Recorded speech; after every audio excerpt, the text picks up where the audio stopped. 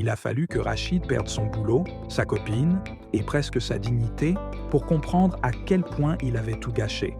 Rachid, c'était un gars comme beaucoup dans le quartier, débrouillard, un peu sûr de lui, un peu trop confiant.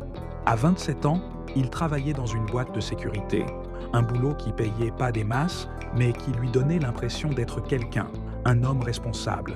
Il vivait avec Sabrina, sa copine depuis 2 ans, et ça semblait plutôt bien marcher.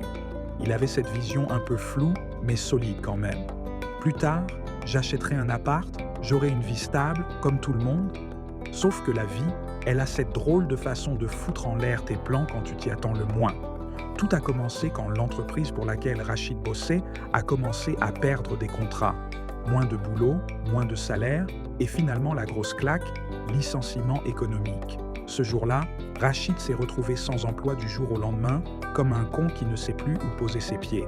La galère a débarqué vite. Fini les sorties avec les potes, fini les petits cadeaux à Sabrina. Il était coincé dans cette maison qu'il ne pouvait plus entretenir, avec le poids du silence et de l'angoisse. Sabrina a commencé à se fatiguer. Elle voulait plus s'attendre, elle voulait avancer. Leur couple s'est mis à craquer. Les disputes éclataient pour un rien, la confiance s'effritait. Rachid se sentait trahi alors qu'au fond, il se sentait surtout inutile. Il voyait la femme qu'il aimait s'éloigner et il n'arrivait pas à faire quoi que ce soit. Un soir, après une énième engueulade, Sabrina est partie. Sans prévenir, sans expliquer, elle a claqué la porte. Rachid s'est retrouvé seul, avec ses dettes, son chômage, ses regrets. C'est là que la vraie descente a commencé. Il a commencé à boire, à traîner dehors sans but. Les potes, il les évitait, honteux de leur montrer à quel point il avait raté sa vie.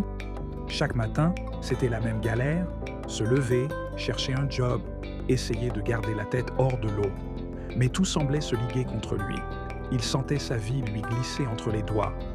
Un matin, il s'est réveillé dans un squat avec un mal de tête et un goût amer dans la bouche. Ce jour-là, il a regardé son reflet dans une vitre cassée. Il ne reconnaissait plus le gars qu'il avait été. La rage, la tristesse, la honte, tout était là, en même temps. Mais au lieu de baisser les bras, quelque chose a changé en lui. Une petite voix, pas très forte, mais qui lui disait « T'as encore le choix ». Alors, Rachid a décidé de se battre. Pas pour la gloire, ni pour paraître, juste pour lui.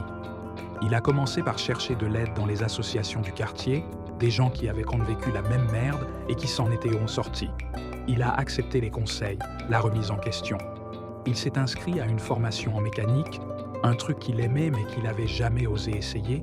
Ce n'était pas simple, il a galéré comme jamais, entre la honte de redémarrer à zéro, la fatigue, le doute, mais il avançait. Un jour à la fois. Petit à petit, il a décroché un stage, puis un boulot. Pas grand-chose, mais c'était déjà une victoire. Mieux encore, il a retrouvé Sabrina.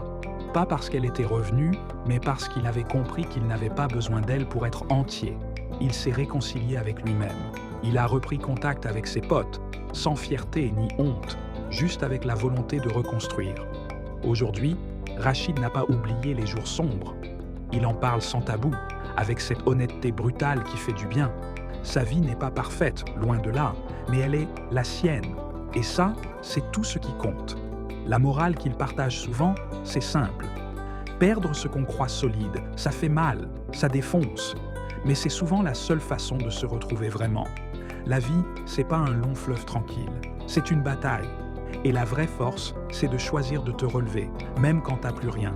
Parce que tout peut changer, même quand t'y crois plus. Si cette vidéo t'a plu, n'hésite pas à nous laisser un commentaire, like et abonne-toi pour ne rien manquer de nos prochaines vidéos.